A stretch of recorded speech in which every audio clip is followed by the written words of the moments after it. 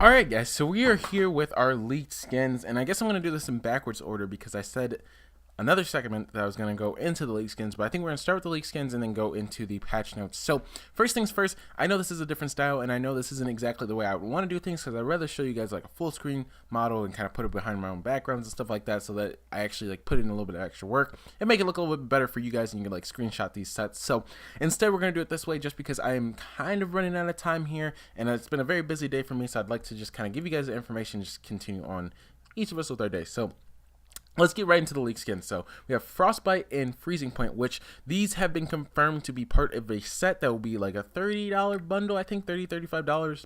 You can get the skin, the back bling, the pickaxe, and the glider for about 35 bucks, and some V-Bucks as well. I think around 1,500. So it's not a terrible deal. However, I think I'm definitely not interested in it. Definitely not interested in a reskin of Raptor. However, I'm sure a lot of people may or may not pick it up. So we also have Dante. Now this is part of the new leak. So this skin and these few ones that are coming up are all part of the new leak. So we have Dante, sorry, not Dante. Wow, why did I say Dante? That's definitely Dante. We have Guan Yu, which this is the guy I'm hoping has an awesome editable style, but he was in previous leaks. So we're kind of behind on skins right now. Actually, like very behind. Like they have about like, I'd say 10 skins that have not been released yet. So it's pretty exciting to see what's going to come in the future. We have Rosa, obviously part of Dante and Rosa are both part of the same sets. We have Summit Striker, which is going to be a new starter pack. We have Calavera, which is one of the back blings that go with one of these skins. Galactic Disc is going to go with the Galaxy skin, so if you have it, you will have that back bling.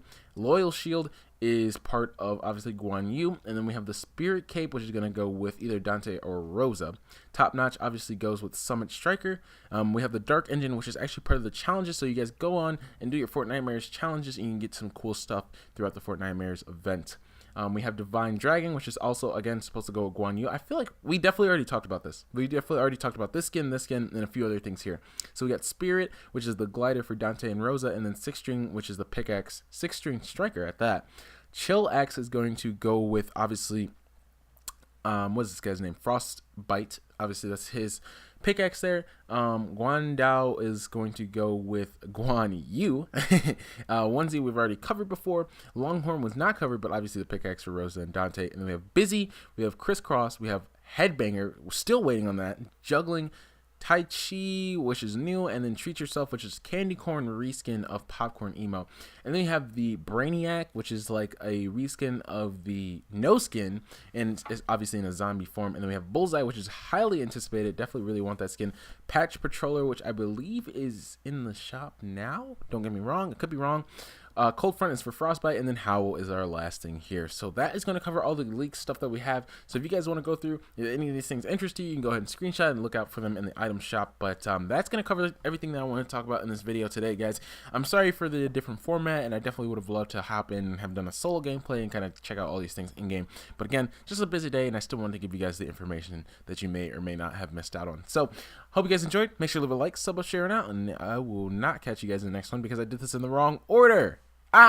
Okay, going into the next thing. The social experience within Fortnite, expect more frequent updates and improvements to this experience over the coming weeks.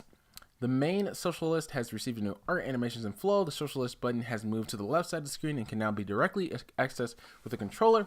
Controller and touch support has been improved, and Party Finder has been removed. Known issues, Fortnitemares cinematic video will not play on the Nintendo Switch because it's not very important. So let's get into the real nitty-gritty stuff, the Battle Royale stuff. So, limited time event, Fortnitemares, the summary. The Cube strikes back, bringing Fortnitemares to the Battle Royale. Drop in and discover what the Cube has unleashed. What's new? Cube fragments spawn, cube monsters drop in and discover the different types. So obviously these are the husks in game.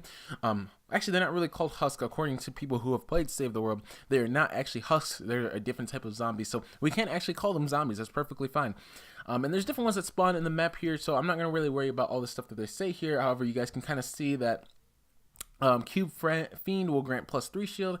Elite Cube Fiend will grant +5. Cube Brute will grant 10.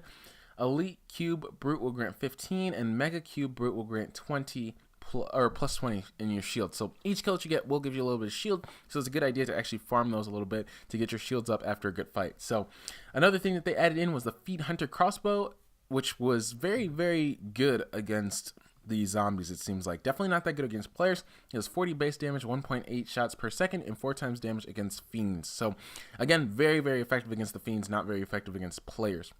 Weapons and items. The 6-shooter has been added, which looks really cool. Again, we're probably going to have to hop in. Probably tomorrow we'll do a solo gameplay, I think is the move. We'll get a solo gameplay going tomorrow so we can kind of check out some of these new weapons, hopefully. Available in uncommon, rare, and epic variants, 34, 36, 38 base damage. Shoot from the hip for fire, faster fire rate, or trade rate of fire for precision by aiming down the sight. Uses medium ammo, can be found from floor loot, chests, and vending machines. The rocket launcher is now the pumpkin rocket launcher. This is a visual only change. Hand cannon balance changes. So this is a huge buff for the hand cannon. Epic from 79 to 150. Legendary from 83 to 157. Increased minimum long range body shot damage. Epic from 30 to 50. Legendary from 31 to 52. Increased minimum long range headshot damage. Epic from 60 to 100 and legendary from 62 to 104. So that's actually really good.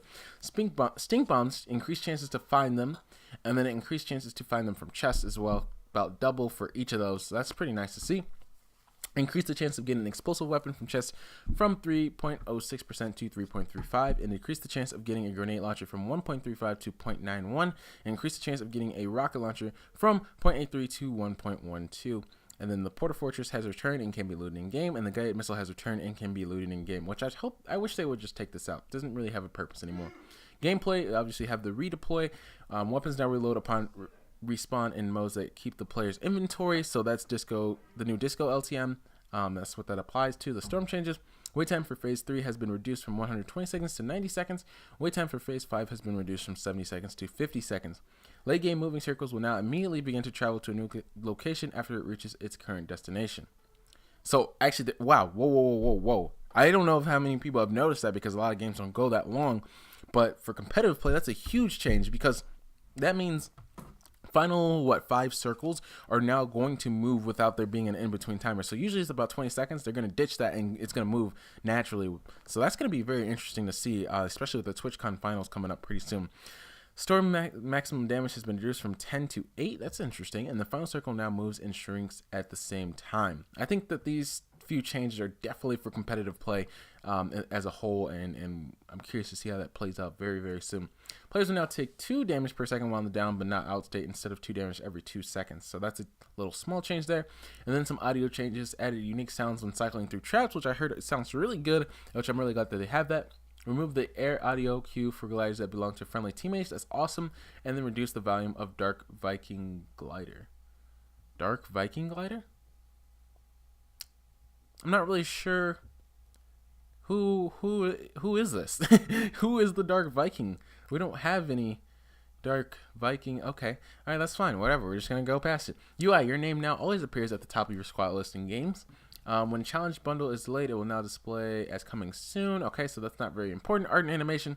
New variants have been added to Musha and Himi, which are the samurai sets that we've had previously. They look really, really cool. The female one is beautiful now, so I think that's a 10 out of 10 for me. Pets no longer get stuck floating in the air after their owner drives the vehicle off a jump. And fixed quad crasher jump trick animation displays. So just a bunch of small stuff for mobile, and then that will wrap up the patch notes as a whole. And I think I want to go ahead and cover. So obviously we have already covered the leaked skins, so that was a mistake on my end. Again, I did this video in a weird order where I definitely recorded the patch notes side and then recorded the leaked skins. So again, I said I apologize for this style of video, but it seems like the last video that we did in this style yesterday got pretty good response, so it's not a huge issue, but definitely would like to kind of condense things. So I hope you guys enjoyed. Make sure to leave a like, sub, share around. I'll catch you guys in the next one. Peace!